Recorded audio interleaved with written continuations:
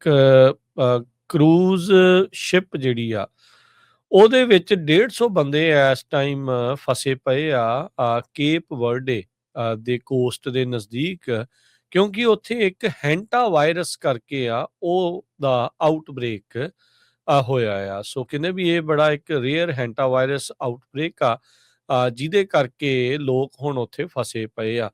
ਯਾਦ ਆ ਹਰਜੀਤ ਸਿੰਘ ਜੀ, ਜਦੋਂ ਕੋਵਿਡ-19 ਕਰੋਨਾ ਵਾਇਰਸ ਦਾ ਰੌਲਾ ਪਿਆ ਸੀ, ਉਦੋਂ ਵਿੱਚ ਵੀ ਜਿਹੜੀਆਂ ਕਰੂਜ਼ ਸ਼ਿਪਾਂ ਦਾ ਰੌਲਾ ਰੱਪਾ ਉਸ ਟਾਈਮ ਤੇ ਬਹੁਤ ਜ਼ਿਆਦਾ। ਪਿਆ ਸੀਗਾ। ਕਿੰਨਾ-ਕਿੰਨਾ ਚਿਰ ਕਈ-ਕਈ ਜਿਹੜੇ ਹਫ਼ਤੇ, ਮਹੀਨਾ ਭਰ ਵੀ ਕਈ ਜਿਹੜੀਆਂ ਸ਼ਿਪਸ ਆ, ਉਹ ਕੋਸਟ ਦੇ ਪਾਣੀ ਦੇ ਵਿੱਚ ਹੀ ਜਿਹੜੀਆਂ ਉਹ ਖੜੀਆਂ ਜਿਹੜੀਆਂ ਰੱਖੀਆਂ, ਕਿਉਂਕਿ ਇਲਾਜ ਦੇ ਬਾਰੇ ਕੁਛ ਜਿਹੜਾ ਉਹ ਨਹੀਂ ਸੀ ਪਤਾ ਲੱਗ ਰਿਹਾ। ਸੋ ਹੁਣ 150 ਬੰਦਾ ਕਹਿੰਦੇ ਵੀ ਇੱਥੇ ਫਸਿਆ ਪਿਆ ਆ।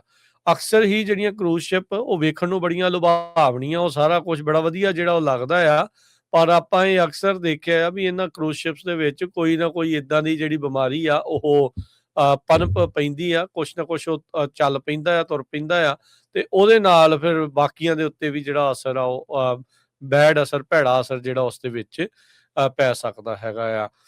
ਇਹਦੇ ਵਿੱਚ ਕਹਿੰਦੇ ਵੀ ਇਹ human to human transfer hanta virus ਜਿਹੜਾ ਉਹ ਹੁੰਦਾ ਆ।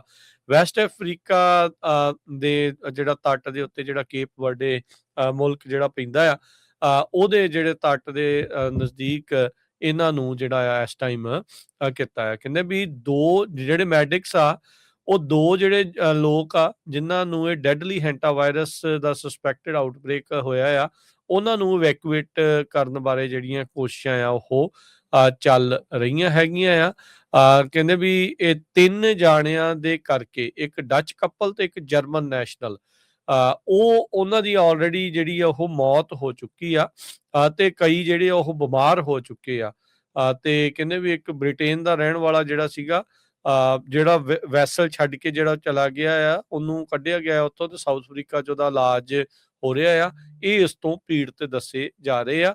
Netherland national institute of public health and environment ਕਹਿੰਦੇ ਵੀ ਅਸੀਂ ਇਸ ਟਾਈਮ ਇਸ ਆਊਟਬ੍ਰੇਕ ਨੂੰ ਮੋਨੀਟਰ ਜਿਹੜਾ ਉਹ ਕਰ ਰਹੇ ਆ। ਇਹ ਅਲਟਰਾ ਲਗਜ਼ਰੀ ਕਰੂਜ਼ ਸੀਗਾ, ਜਿਸ ਦੇ ਵਿੱਚ ਇਹ ਹੈਂਟਾ ਵਾਇਰਸ ਆ ਉਹ ਇਸ ਟਾਈਮ ਫੈਲਿਆ ਹੋਇਆ ਆ।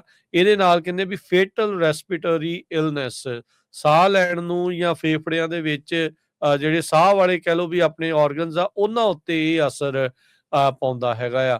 ਤੇ ਕਹਿੰਦੇ ਵੀ ਇਹ ਮੋਸਟਲੀ ਕਿੱਦਾਂ ਸਪਰੈਡ ਕਰਦਾ ਆ, ਰੋਡੈਂਟ ਡ੍ਰੌਪਿੰਗਸ। ਹੁਣ ਜਿਹੜੀਆਂ ਚੂਹੇ ਦੀਆਂ ਬਿੱਠਾਂ ਵਗੈਰਾ ਹੁੰਦੀਆਂ ਆ, ਉਹਦੇ ਤੋਂ ਗਾਂਹ ਜਾਂ ਉਹਦੇ ਯੂਰਿਨ ਤੋਂ ਜਿਹੜਾ ਉਹ ਹੁੰਦਾ ਹੈ, ਤੇ ਜਦੋਂ ਇਹ ਏਅਰਬੋਰਨ ਹੋ ਜਾਂਦਾ ਆ ਤੇ ਇਨਸਾਨਾਂ 'ਚ ਫੈਲ ਜਾਂਦਾ, ਤੇ ਫਿਰ ਅੱਗੇ ਤੋਂ ਅੱਗੇ ਇਨਸਾਨ ਟੂ ਇਨਸਾਨ ਕਹਿੰਦੇ ਵੀ ਬਹੁਤ ਈਜ਼ੀਲੀ, ਇੰਨਾ ਈਜ਼ੀਲੀ ਤਾਂ ਨਹੀਂ ਜਿਹੜਾ ਉਹ ਹੁੰਦਾ, ਬਟ ਉਹ ਹਵਾ ਦੇ ਵਿੱਚੋਂ ਤੇ ਇਹਨਾਂ ਡ੍ਰੌਪਿੰਗਸ ਦੇ ਨਾਲ ਜਿਹੜਾ ਹੁੰਦਾ। ਕਹਿੰਦੇ ਵੀ ਅਜੇ ਤੱਕ ਕੋਈ ਸਪੈਸੀਫਿਕ ਦਵਾਈ ਨਹੀਂ ਹੈਗੀ ਇਸ ਬਿਮਾਰੀ ਦੇ ਜਿਹੜੇ ਉਹ ਇਲਾਜ ਨੂੰ ਜਿਹੜਾ ਉਹ ਲੈ ਕੇ, ਤੇ ਕਹਿੰਦੇ ਵੀ ਜ਼ਿਆਦਾਤਰ ਪੇਸ਼ੈਂਟਸ ਨੂੰ ਵੈਂਟੀਲੇਟਰਸ ਦੇ ਉੱਤੇ ਜਿਹੜਾ ਉਹ ਪਾਉਣਾ ਪੈਂਦਾ ਆ। ਸੋ ਐਮਵੀ ਹੋਂਡੀਅਸ ਜਿਹੜਾ ਸੀਗਾ, ਇਹ ਡੱਚ ਫਲੈਗਡ ਸੀਗਾ, ਨੀਦਰਲੈਂਡ ਵਾਲਿਆਂ ਦਾ ਇਹ ਜਹਾਜ਼ ਸੀਗਾ, ਤੇ ਜਿਹੜਾ ਆਈਲੈਂਡ ਨੇਸ਼ਨ ਕੇਪ ਵਰਡੇ ਆ, ਉਹਦੇ ਕਰਕੇ ਜਿਹੜਾ ਹਰਜੋਤ ਸਿੰਘ ਜੀ ਉੱਥੇ ਜਿਹੜਾ ਇਸ ਟਾਈਮ ਫਸਿਆ ਪਿਆ ਆ, ਜਿੱਥੇ ਕੁਛ ਮੌਤਾਂ ਹੋ ਚੁੱਕੀਆਂ ਤੇ 150 ਬੰਦਾ ਉਸ ਕਰੂਜ਼ ਸ਼ਿਪ ਦੇ ਵਿੱਚ ਫਸਿਆ ਪਿਆ ਆ ਹੈਂਟਾ ਵਾਇਰਸ ਦੇ ਕਰਕੇ।